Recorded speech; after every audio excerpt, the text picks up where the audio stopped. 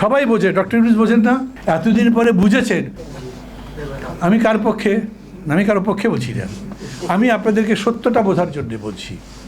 এই যে এখন তারা একটা বলছে না প্রোক্লামেশন, কি প্রোক্লামেশন? প্রোক্লামেশন মানে কি?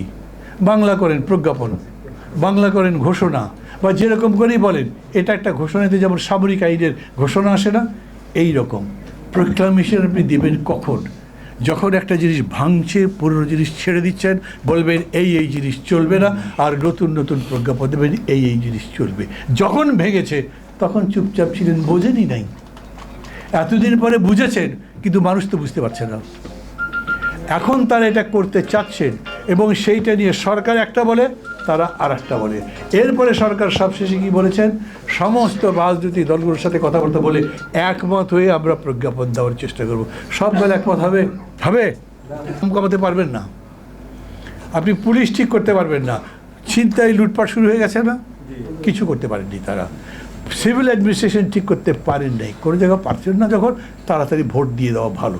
না হলে সমস্যা হচ্ছে এই সরকারটাও যখন অপ্রিয় হয়ে যাবে, যদি হয়, এবং মানুষ যদি রাস্তায় নেমে যায়, কোনোদিন যদি বলে এত টাকা দিয়ে চাল কিনবো না, এত দ্রব্যমূল্য বাড়লে তোমাকে দরকার কি, তখন আমরা একেবারে পাথারে পড়ে যাব, অকুল সমুদ্রে পড়বো। কী ঠিক করবো আমরা? কীভাবে আর একটা গভর্নমেন্ট আসবে? মার্শাল্লাহ ছাড়া গতি থাকবে না। কবিতা লিখে, কবিতা তো লোকে পড়ে না, কী করবে? গ্রামে কৃষকরা চাষ টাস করতো, ওর মধ্যে গিয়ে কবিতা হতো, ভাই একটা কবিতা শোনো না কষ্ট করে।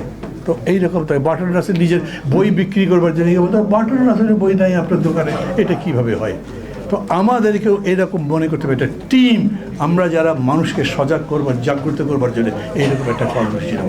Thank you very much. কোনো মাস্টারি করলাম না, যা বুঝলাম তাই বললাম। অনেক ভালো লাগে, আর ভালো লাগা থেকেই তো আমরা আজকে ছুটে এসেছি এবং আমরা সারা বাংলাদেশে বিভিন্ন জেলায় আমরা যাব তাদের পাশে দাঁড়ানোর জন্য।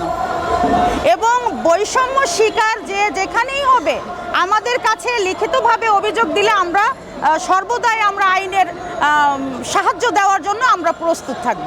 এই পর্যন্ত কি পরিমাণ কুমড়োর বিতরণ করেছেন এবং পরিমাণ বিতরণ করার পরিকল্পনা রয়েছে? আমরা আজকে জিয়াউর রহমানের 89তম জন্মদিন উপলক্ষে আজকে আমরা প্রথম আমাদের বৈষম্য প্রতিরোধ ফাউন্ডেশনের পক্ষ থেকে আজকে শুরু করলাম। আজকে থেকে রেগুলার ধারাবাহিকভাবে আমরা বিভিন্ন জায়গায় এটা চালিয়ে যাব। আপনাদের ফাউন্ডেশনের প্রতিষ্ঠা আমাদের বৈষম্য প্রতিরোধ ফাউন্ডেশন আমাদের নতুন, এটা এবারই প্রথমে যে আমরা শুরু করলাম, যাত্রা শুরু হবে আজকে থেকেই শুরু।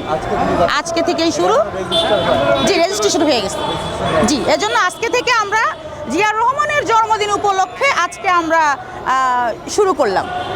আজকের দিনটাকে আমরা বিশেষ দিন হিসাবে আমরা গ্রহণ করলাম। Thank you.